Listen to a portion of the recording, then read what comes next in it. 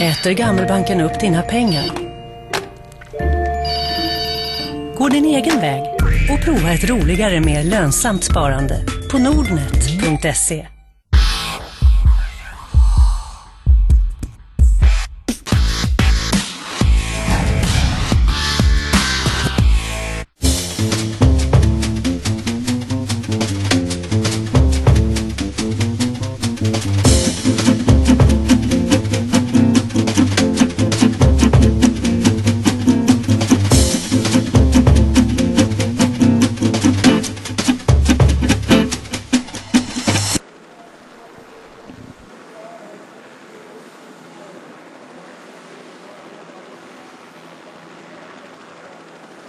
Det er blandt danske Chris Anker Sørensen.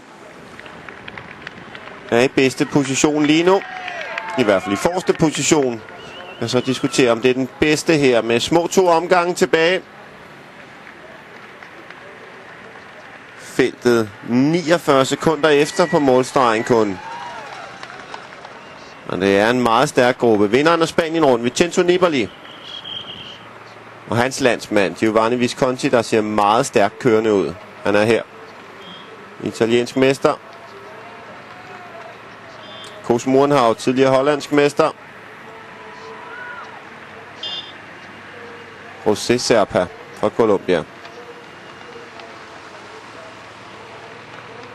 Er henholdsvis 31 og 39 sekunder. Det tyder på, at vi er ved at få et samlet felt på jagt efter de 5 her.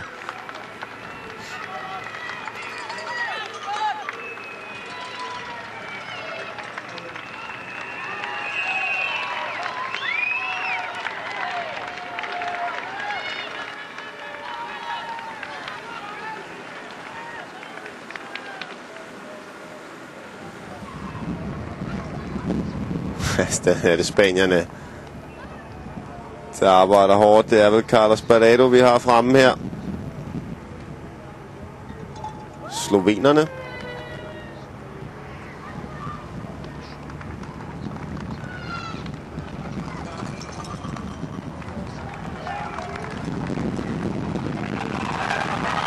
Ja, så er de fanget. Mellemgruppen her.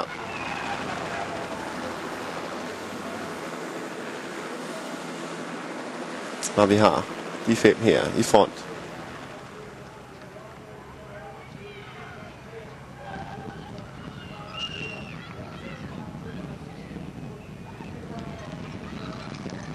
Ja, det vil sige, at Philippe Gilbert også er indhentet, tror jeg.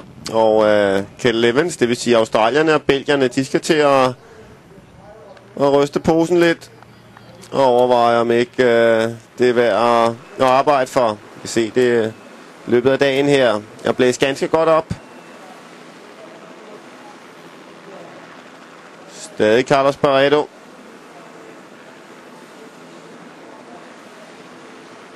Gilbert her. Kel Evans holder sig på hjul af ham. Jeg tror ikke, det er det sidste, vi har set til de 2. Det vil undre mig. Blev fanget lidt af Vincenzo Nibalis angreb.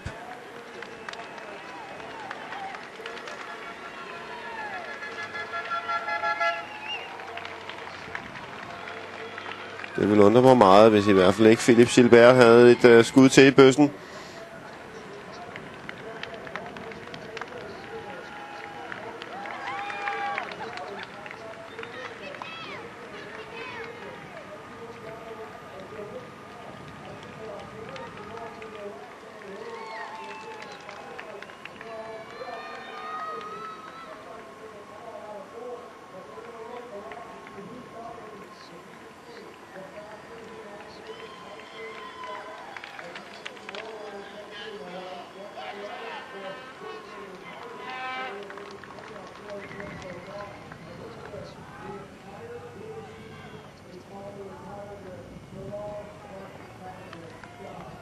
Se, det er en dejlig dag i Geelong her, og kører VM på. Altså noget anderledes, end det var først på ugen her, i denne her VM-uge. Det var det nærmest vinteragtigt. Nu kan vi se, at selv tilskuerne har fået shorts og t-shirt på.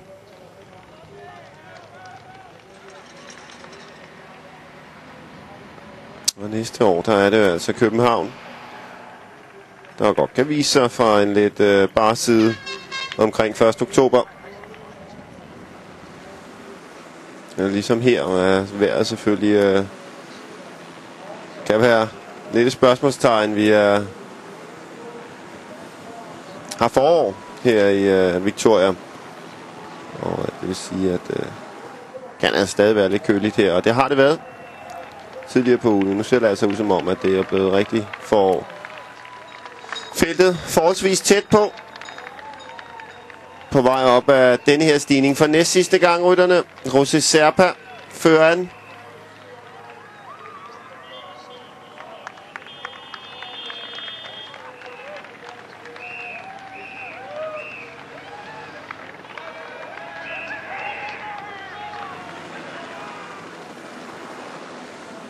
Feltet og feltet. Prøv at se en lille gruppe.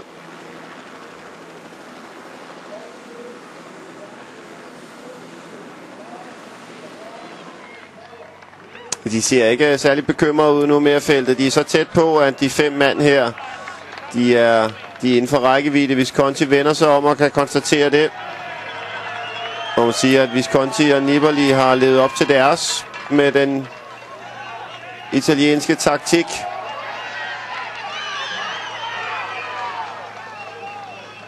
Og helt sikkert, at får vi samling her, så vil vi se italienske angreb igen. Pozzato holder sig langt fremme. Gilbert, Thor Hushovd sidder derinde. Og skal vi også gerne have et glimt af Mati Bracel. Han sidder inde ved barrieren, og så sidder Anders Lund herude. Flot kørt Anders Lund.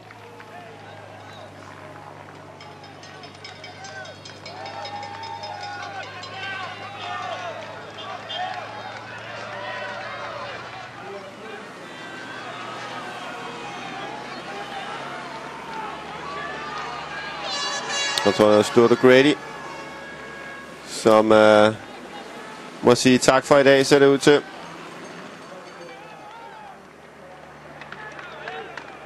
Ja, Vincenzo Nibali sætter igen. Hårdt tempo.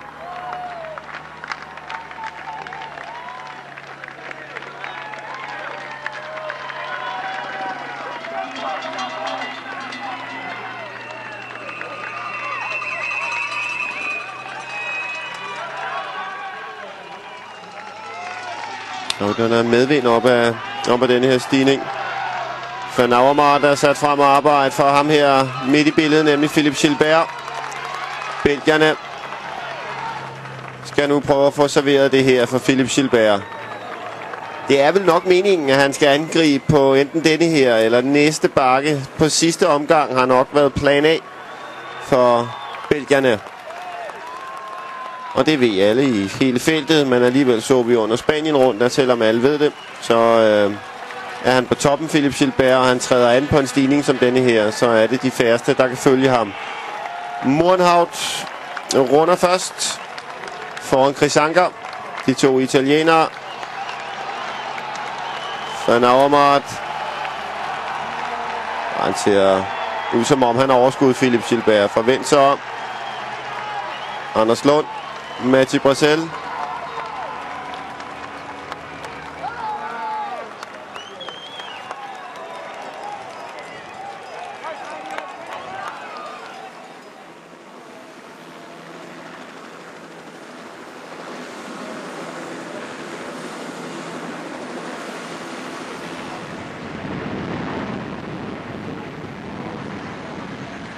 To japanske ryttere stadig med i gruppen. Beppu og Arashio.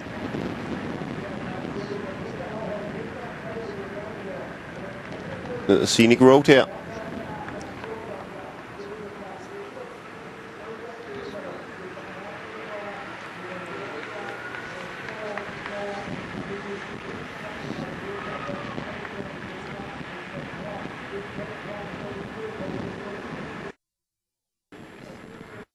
Stories for the road. I've got stories I can tell that you don't know. När man ser världen ur ett lite annorlunda perspektiv bygger man inte bara en bil. Man bygger en Saab.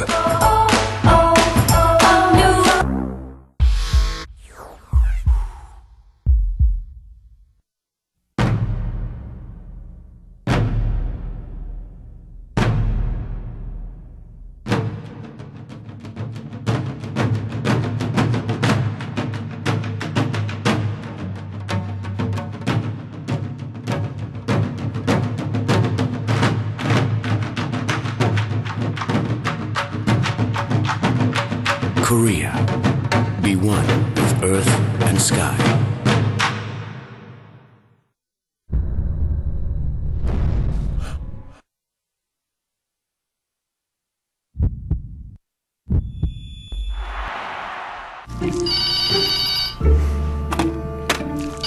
Äter Gammelbanken upp dina pengar? Gå din egen väg och prova ett roligare, mer lönsamt sparande på nordnet.se. I've got stories for the road. I've got stories I can tell that you don't know. När man ser världen ur ett lite annorlunda perspektiv bygger man inte bara en bil. Man bygger en Saab. Nu är det premiär för nya Kia Sportage. Kom in och provkör så kan du vinna en resa till Åre.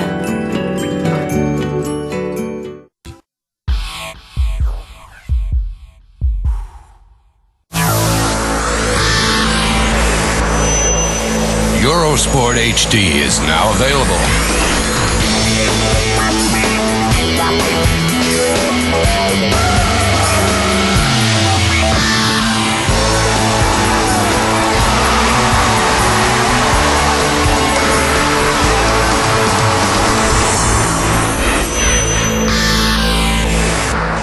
A new dimension in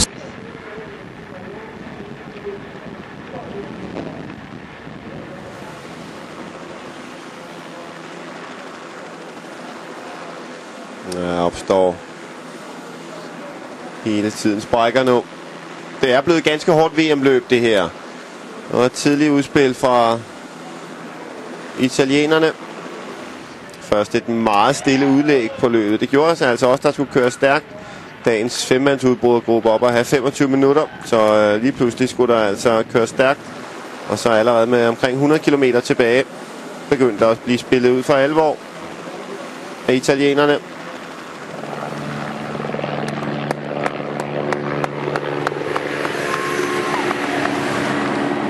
Vi er også så langt. Vi så lige Thor Hushovd blandt andet i gruppen der. Vi er på næst sidste omgang. Vi ved med de der sprinter, der er kun 23 km hjem til målstregen. At kan de lugte den målstreg, mange af sprinterne, så kan de altså køre langt over evne. Så at sige på de her stigninger.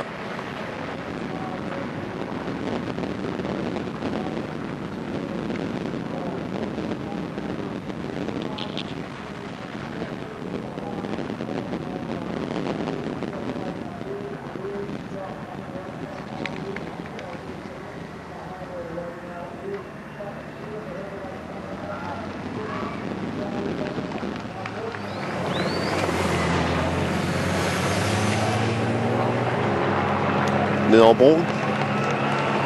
Og ind på næste stigning. Med et nærmest ikke eksisterende forspring. Serpa er blevet fanget af feltet. 4 mand i front. Perfekt kørt løb af danskerne indtil nu. Matti er altså med i gruppen her sammen med Anders Lund.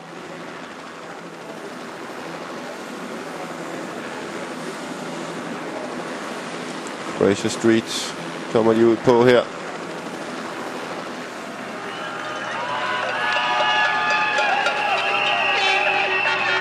Mornhout, Chris Anker, Nibali, Visconti. De er fanget nu. Der er måske ikke lige det rigtige sted at løbe ude på den side af barriererne. Så kører Gilbert. Nej, det gør han ikke. Det er ikke Philip Gilbert, det der. Det er Leukemans. Bjørn Leukemans.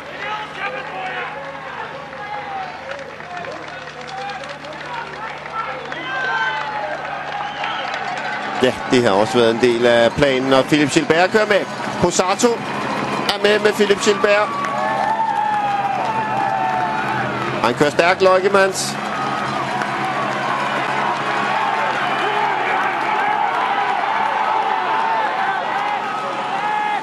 Det er flot af belgierne, det her.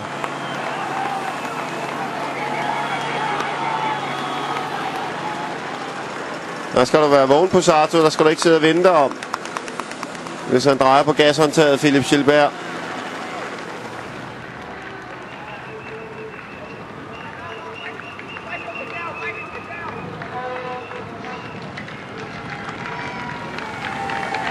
Evans er igen med her. Ja, det var som ventet. De faldt godt nok tilbage til feltet, men vi havde ikke set det sidste til dem. Gilbert og Evans.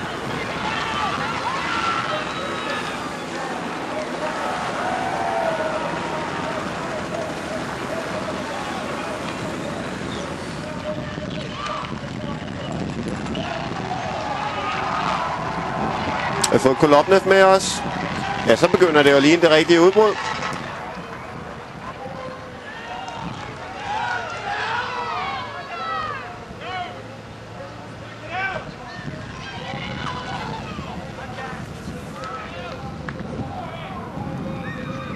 Jeg tror, det er Nicky Terpstra. Vi så altså Terpstra, hollænderen, kører rigtig stærkt under Spanien rundt.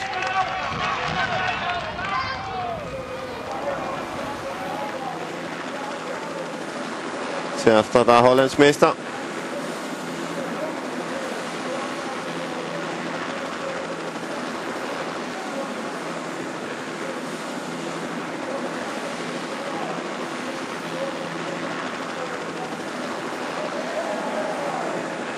Ja, det er altså i hvert fald 5 af forhåndsfavoritterne her. Nicky Terpstra meget, meget formstærk. Og det er rart at se Nicky Terpstra køre en finale. Vi ser ham ofte i de her lange udbrud. Så vi også under Spanien rundt. Vi kunne dog se i år, at han kørte uhyggeligt stærkt, når han lavede det nummer. Og helt klart forberedelse til VM her. Og han altså nu sidder i finalen.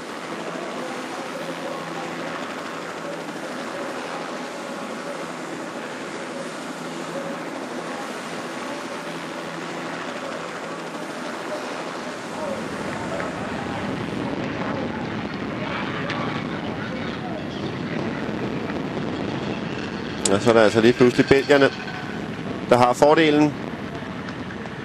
Både Leukemans og Gilbert.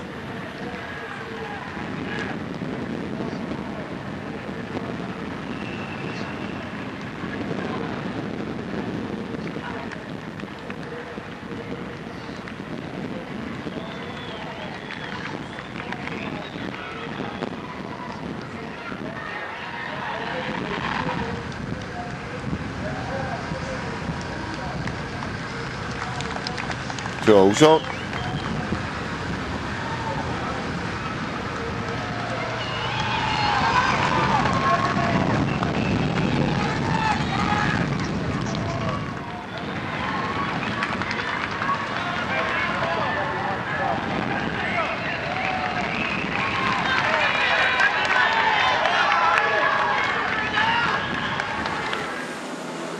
De er ikke helt enige fremme i fronten.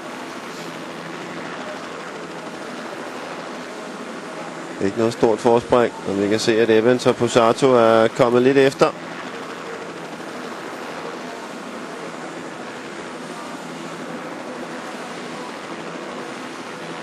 Gilbert, Kolobnev, Terpstra.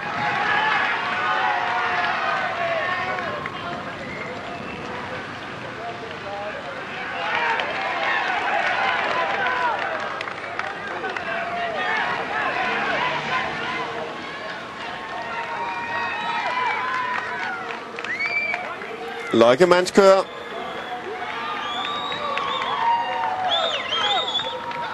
Ja, Terpstra er smuttet. Ja, skal de ikke give for stort hul solo. Nicky Terpstra. Fantastisk stærk.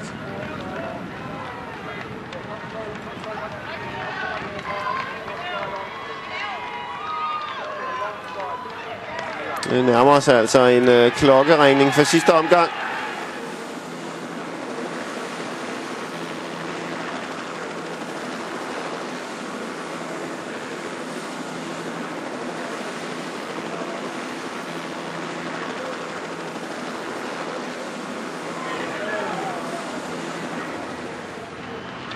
Ups. Så var de hentet. Chris Anker med igen.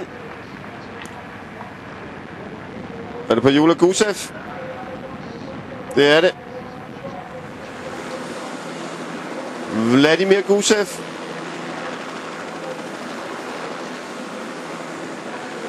Vi lige se, om vi kan få et overblik over gruppen her. Burde altså stadig have både Matti Brasel og Anders Lund med. Vi ved, Chris Anker er der. Gusev.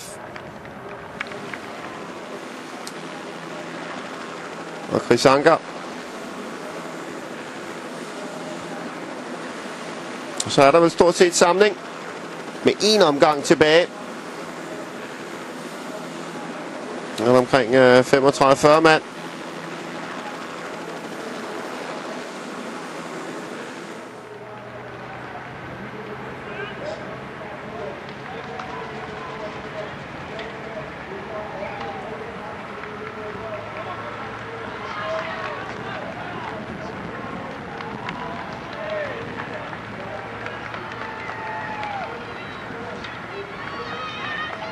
Macho Bozegin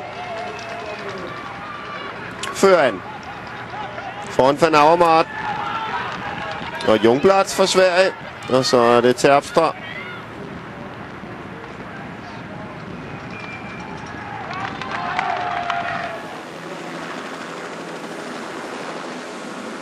Så burde vi altså, der lagt op til et festfyrværkeri, som sædvanligt på sidste omgang af verdensmesterskaberne hos de professionelle. Nu er det altså, at Matti Brasel virkelig skal holde sig til. Han er meget fortrøstningsfuld inden dagens løb her. Selvom hans forberedelse selvfølgelig ikke har været helt optimale, i og med at han ikke blev udtaget på Saxo Bank-holdet til at køre Spanien rundt. Han har hævet ham meget. Han må træne hårdt. Selv har kun kørt nærmest et par løb sidste måned. Han kan altså tage en føring. Macho Bozegin. Efter ham Van Avermaet, Jungblad, Terpstra. Spørgsmålet om det var Bole. Nej, Bole sidder der fra Slovenien.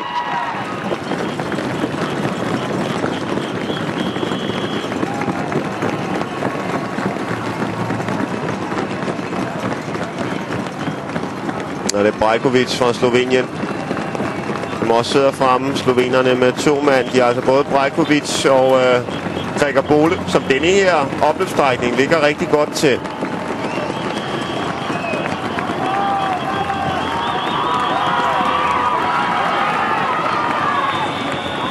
Der er ikke meget mere end 35-40 mand her.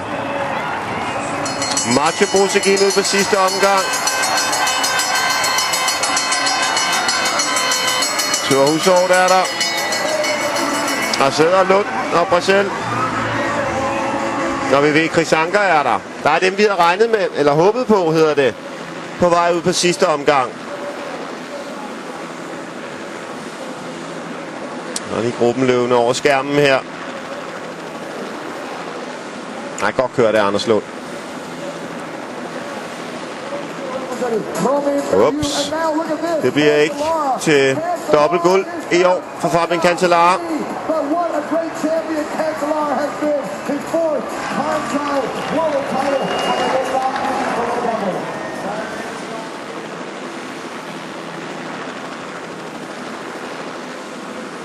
Høj fart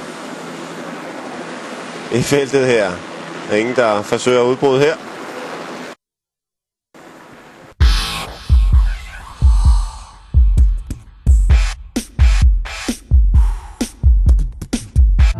God hälsa kommer av goda vanor, och de finns överallt. Ofta är du aktiv utan att ens tänka på det, och delar med dig av goda vanor när du umgås med dem du tycker om. I matvägg är Becell en god vana att dela med sig av. Becell innehåller omega-3 och omega-6 som är bra för hjärtat. Becell, för goda vanor. Dela med dig av dina goda vanor och vinn 2 medlemskap i Friluftsfrämjandet. Tävla på motioneramedhjärtat.se. I've got stories for the road. I've got stories I can tell that you don't know. När man ser världen ur ett lite annorlunda perspektiv bygger man inte bara en bil. Man bygger en Saab.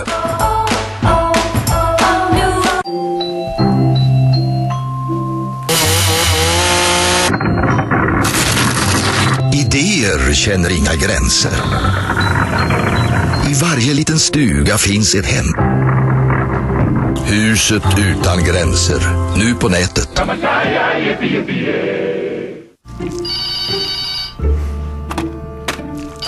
Äter Gammelbanken upp dina pengar?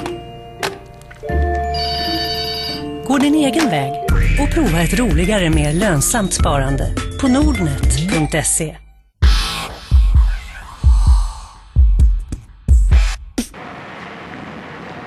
Det er tydeligt, at Marche Brosegin har fået besked på at køre så stærkt som muligt hen til stigningen sidste gang. Han gør, hvad han får besked på. Er bumstærk. Kører for Estepania. Der er stadion, Football Stadium her. Der er jo for 24 timer siden, under 24 timer siden, lagde grund til den australske finale i fodbold. Den første blev jo uafgjort, og så blev ellers spillet sidste weekend, men så skulle man altså spille den igen. Desværre så kolliderede de her to store sportsbegivenheder, men det er gået fint.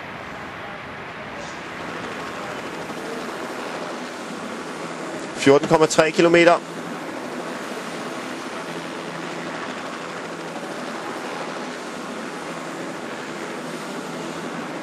Og hvad med spanierne? Og Oscar Freire også med i gruppen her.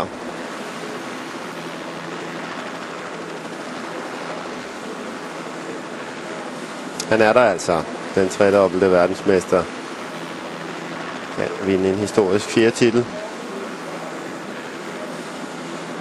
Og hvorfor ikke?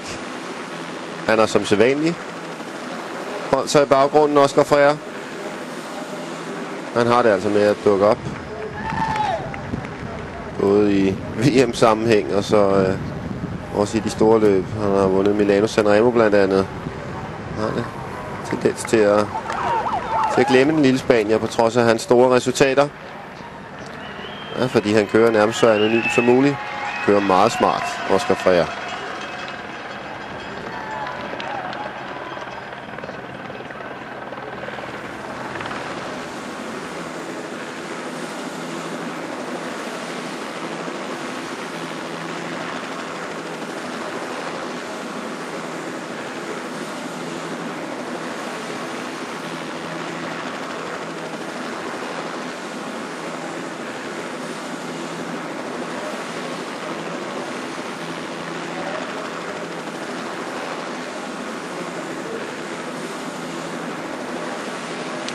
Altså også Thor Hushovd i gruppen her er hurtige folk. Lad os nu se, hvad der sker her. Der er ingen tvivl om, at italienerne kører så stærkt her for blandt andet at slide Oscar Freire og Thor Hushovd op.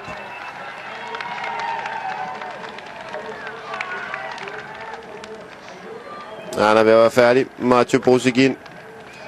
Chris Anker kører op foran Matti, tror jeg.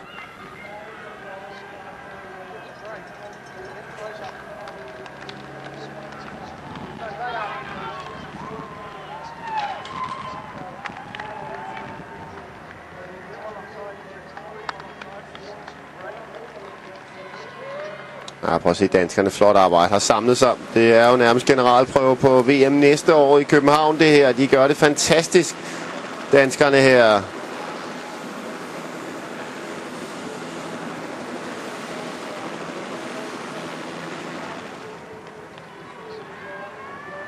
Nu tror jeg altså, Marche Brosegin er ved at være brugt op.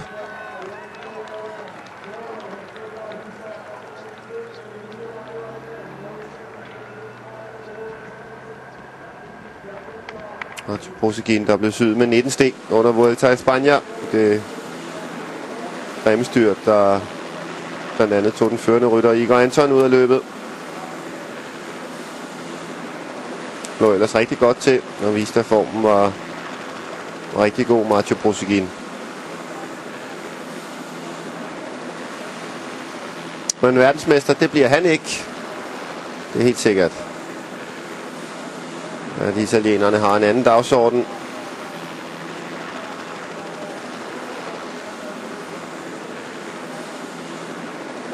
Og hvem angriber først på stigningen?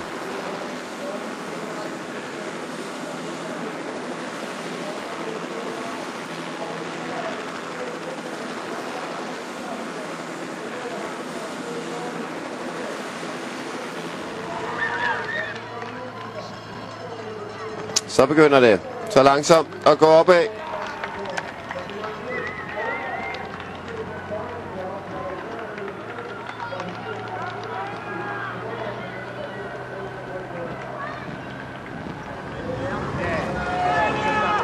Lad os se om det bider hernede bag. Den forsvarende mester sidder hernede, Kel Evans. Kører sig lidt frem i gruppen. Han ved godt, at der kommer angreb nu. Han sidder også meget langt nede, Evans.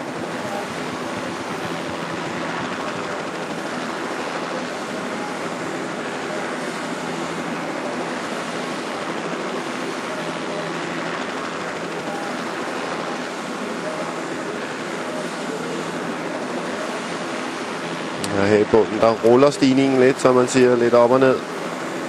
Og så er Brosegin færdig. Van Avermaet tager over, vender sig om. Kan ende Philippe Gilbert ikke så langt tilbage. Og så dukker de altså op, de ryttere, der har en idé med at gøre en forskel på stigningen. Gusev. Får vi et angreb for ham. Terpstra holder sig til.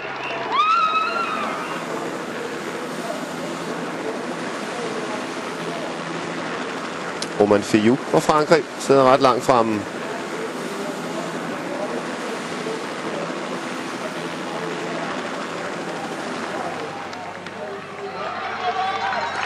Van Avermaet kører. Gilbert, de prøver den en gang til. Og så kører han Gilbert.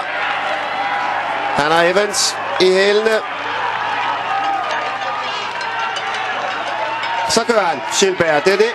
Sidste gang op, som nærmest der har stået i avisen de sidste par dage op til det her. At det var ventet. Leukemans kører frem. De er stærkt repræsenteret for Van Avermaet der. Hvor er italienerne? Pozzato slider i det der. De er ikke overbeviste nu, italienerne. Evans.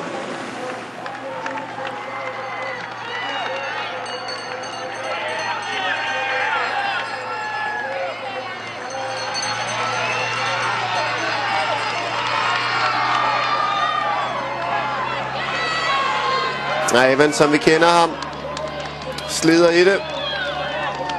Vi kører Gusev. Undskyld, det er Kolobnev. Alexander Kolobnev. Flere gange medaljevinder. Og så Leukemans. Han ser altså også godt kørende ud, Bjørn Leukemans. Evans kører igen. Og han bliver altså opildnet af at køre på hjemmebane. Kel Evans.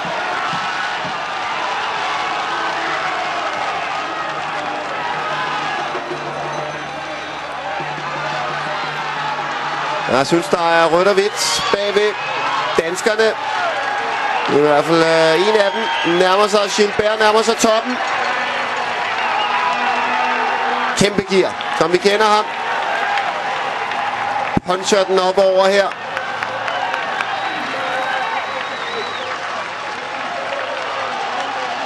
Kolobnev er nærmeste forfølger. 15 sekunder efter. 14. Frank Schleck er med. Matti er med.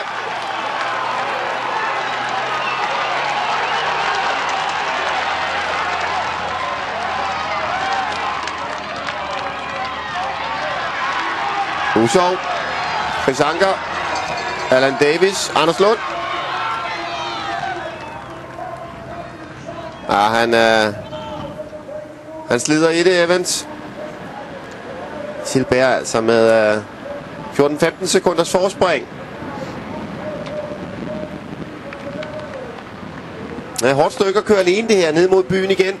Og sådan lidt hård modvind. Nu skal han altså lige op over dagens sidste stigning også.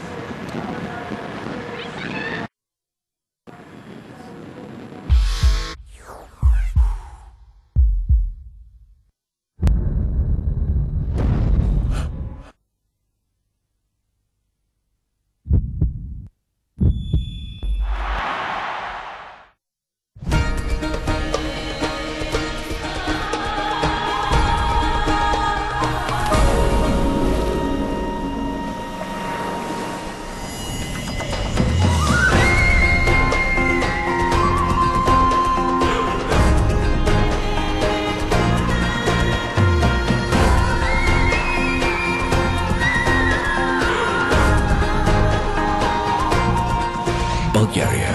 Magic lives here. Spelar Gammelbanken bort dina pengar? Gå din egen väg och prova ett roligare, mer lönsamt sparande på nordnet.se. Nu är det premiär för nya Kia Sportage. Kom in och provkör så kan du vinna en resa till Åre. I've got stories for the road. I've got stories I can tell that you don't know. När man ser världen ur ett lite annorlunda perspektiv bygger man inte bara en bil. Man bygger en Saab.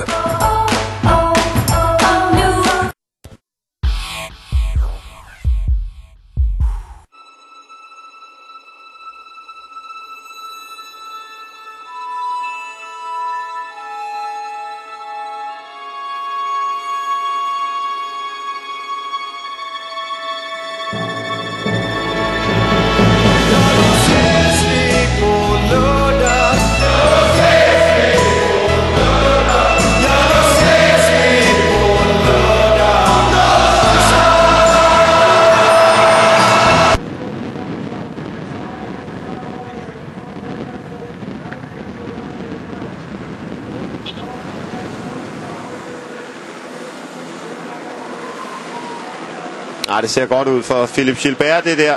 Det må vi sige. Rigtig stort forspring.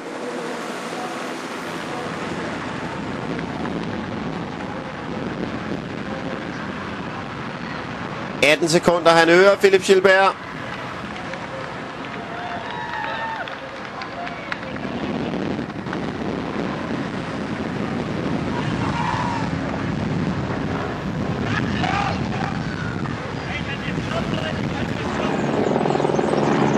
Paul Martens. Tyske Paul Martens. Også kørt et flot løb. Frank Schleck. Første gang vi ser ham i dag. Taler lige med Cadel her. Og Maggi.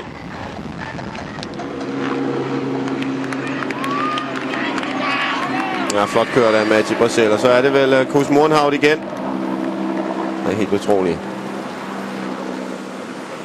Kører altså et super VM også, Koos Morenhout.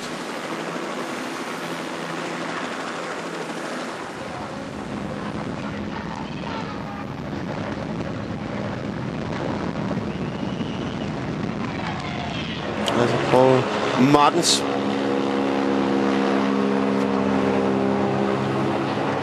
Fra Tyskland. Gilbert nede i hullet her over broen.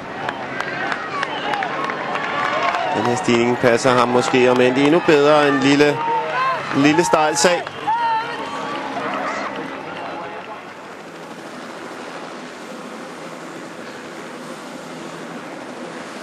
...18 sekunder var sidste tid, vi havde på GPS-tiden til Philippe Gilbert.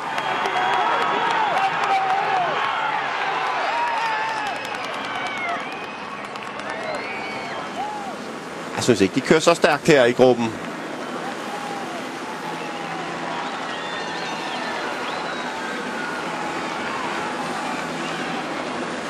Der er han op, Philippe Gilbert.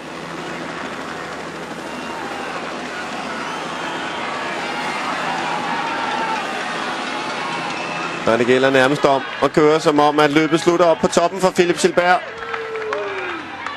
Det er faldende terræn ned mod Gillon, når han kommer op her. Og han giver også alt, hvad han har, Philippe Gilbert. Kolobnev.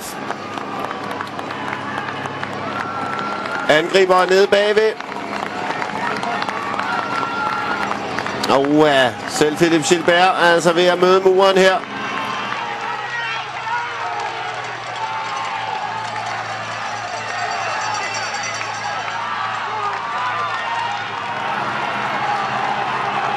Paul Martens, han kører altså et fantastisk løb. Rabobank-rytteren, tyske Rabobank-rytter på Jula Kolobnev. Han kører et fantastisk løb hvert år til VM. Evans og Schleck.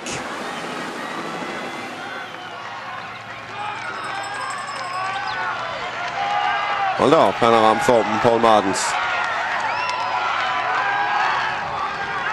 Så er Matti forsvundet lidt. Og så er Gilbert ved at finde det helt store gear igen.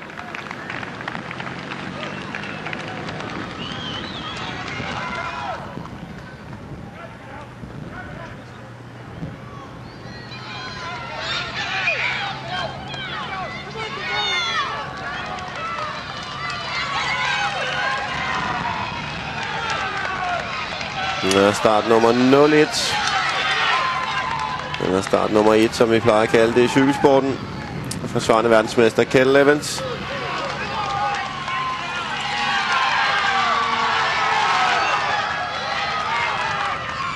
Der er en hollænder og en belgier, tror jeg, der kommer op. Ja, Kolobnev. Han vil godt op og køre om den guldmedalje.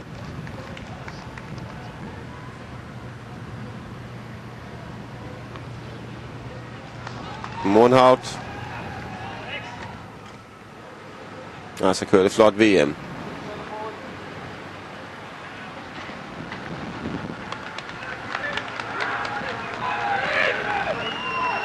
Kilometer til mål for Philippe Gilbert. Det begynder at se meget anstrengt ud, det her for Philippe Gilbert.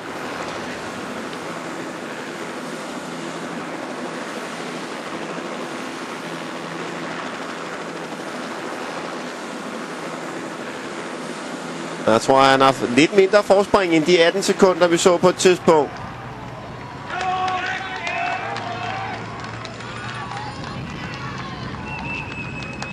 En lidt større gruppe dernede skal vi altså heller ikke afskrive. Desværre Matti Brasel dumpet derned. Men som sagt, dem afskriver vi ikke endnu. 5 kilometer.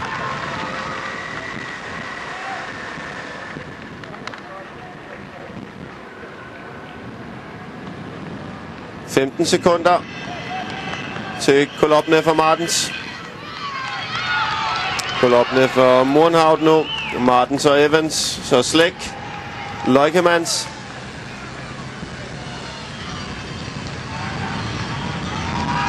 Han sidder også rigtig godt her, Leukemans, og kan overvåge det her.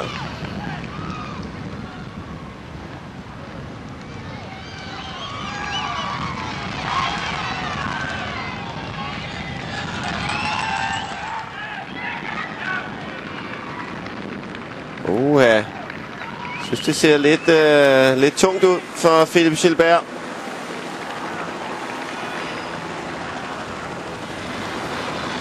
Lige det moment der lignede han ikke en, der kørte efter en VM-titel, har altså stadig et fornuftigt forspring.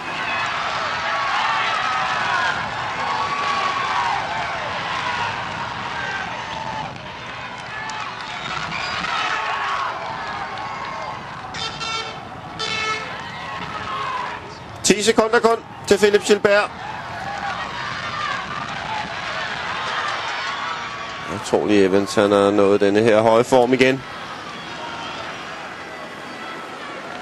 Der er ikke mange cykelløb. Han har kørt siden Tour de France.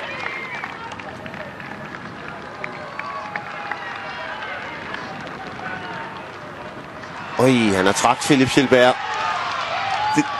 Det angreb der, det var planlagt nærmest i uger før. Og så kommer feltet her. Anført af Brajkovic fra Slovenien. Jeg tror, det er Chris Anker, vi har i anden position. Det er det. Van Avermaet i tredje.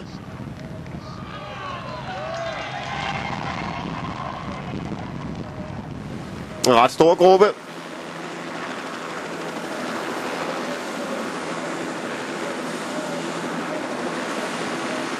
Fik vi et angreb ved Gusev.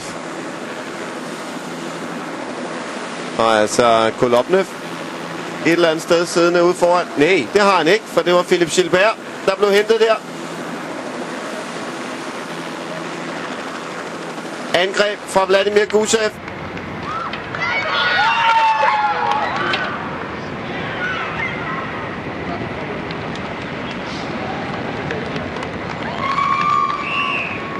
Nej, godt angreb af Gusev. Men. En af de slovenske ryttere kører altså også et godt løb. Brajkovic.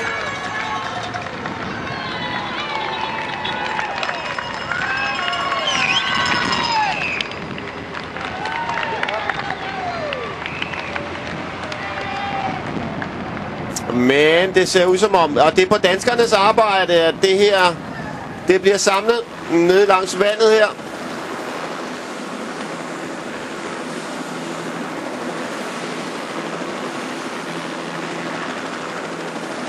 Nu er det ikke meget mere end 25 mand.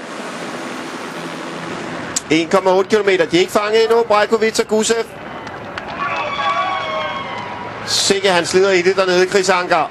Fantastisk arbejde. Nyt angreb. Så er det Nicky Terpstra. Han kan altså køre alene.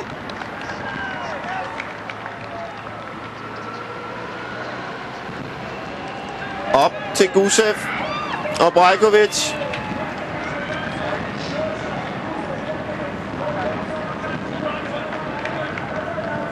Det er altså stadig ikke langt væk. Og kommer de ikke ind på opløbsstrækningen med større forspring end det der, så bliver det svært. Det er danskerne, der trækker. Det er også Anders Lund. Og så er der selvfølgelig en voldsom positionskamp. Brajkovic, Gusev, Terpstra. Men det er danskerne, der sørger for samling på det her. Det er hverken italienerne eller spanierne eller nogen af de andre. Det er danskerne, som kontrollerer løbet lige nu. Spørgsmålet er, om Matti Bracel har den spurt, som det kræver efter 259,9 kilometer. Det har han jo normalt. Så altså han faldt tilbage. Matti runder i 6. position. Thor Hushovd er der. Det er hurtigt for Terpstra. Trækker ned. Forsøger det sidste her på opløbsstrækningen. Og lad os nu lige se gruppen. Terpstra hænger ganske få meter foran. Anders Lund tager over. Anders Lund foran Van Avermaet. Og så er det Matti Bracel. Så er det Thor Hushovd. Philip Gilbert har tænkt sig at spurte også. Så åbner Matti Bracel åbner spurten. Side om side med Van Avermaet. Det er Matti Bracel. Matti Bracel. Highland Davis på hjul. Kom så Matti. Kom så. Thor Hushovd kommer i den anden side. Det bliver norsk. Det bliver Thor Hushovd foran Matti. Øj, han er også Matti. Og Pozzato, første mand til at lykkeønske. Ikke kæmpe ros til italienerne for det her løb. De var altså stort set ikke eksisterende på sidste omgang. Ja, Hushovd har altså overlevet de her strabasser og har kørt et meget, meget flot løb.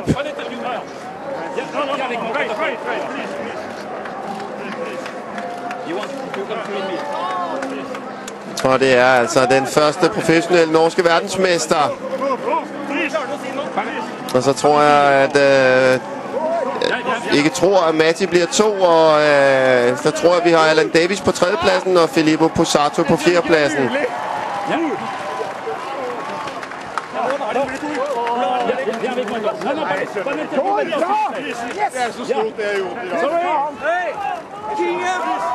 Ja, norsk jubel.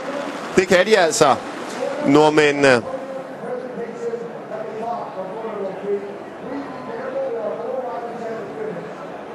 Matti har afleveret perfekt Anders Lund, og efter hårdt arbejde Chris Anker, de skal have så meget ros, som man næsten kan finde på, danskerne. Fantastisk flot VM-løb af dem. Den er der næste år, Matti, i København. Her får vi lige spurten oppefra. Hushovd har altså lige det lille overskud. Og prøver at se på Pozzato kommer flyvende der. Han når altså ikke forbi Alan Davis, og så er det Van Avermaet, som bliver 5.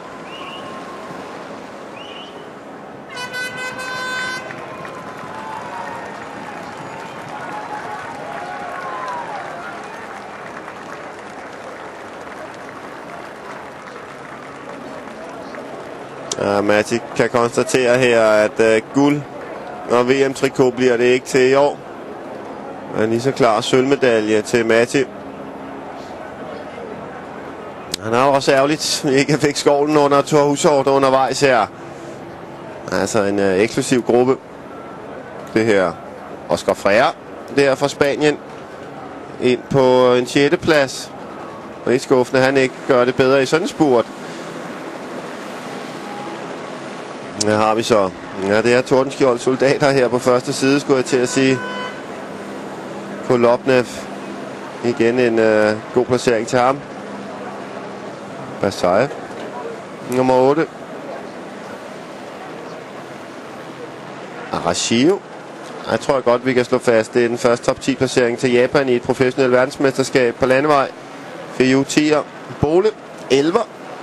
Jeg har måske ventet lidt mere at have min spurt som denne her, når nu han var i gruppen.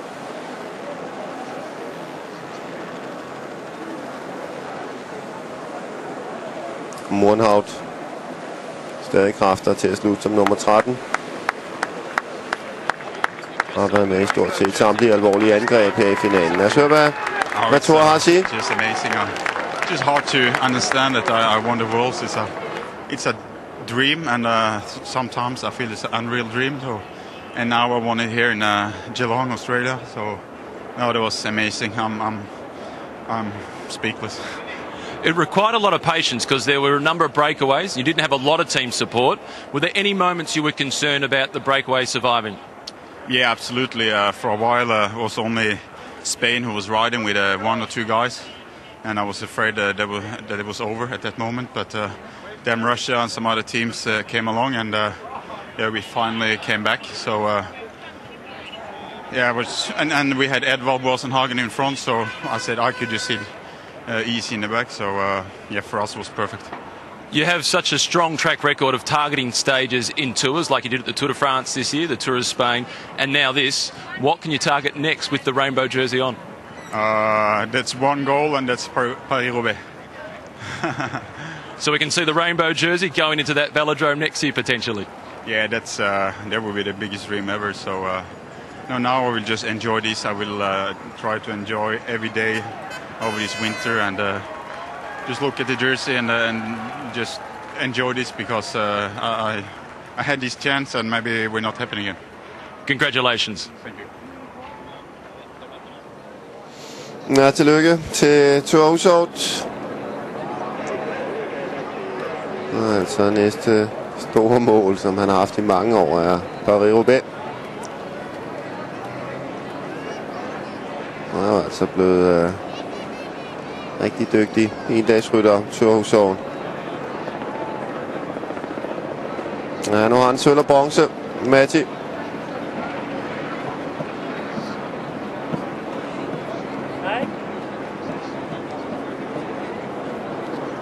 Så må det godt blive guld næste år i København. Og vi må sige, at den forsvarende mester, som bliver Thor Hushovd, også bliver en hård nød at knække. Spurten op af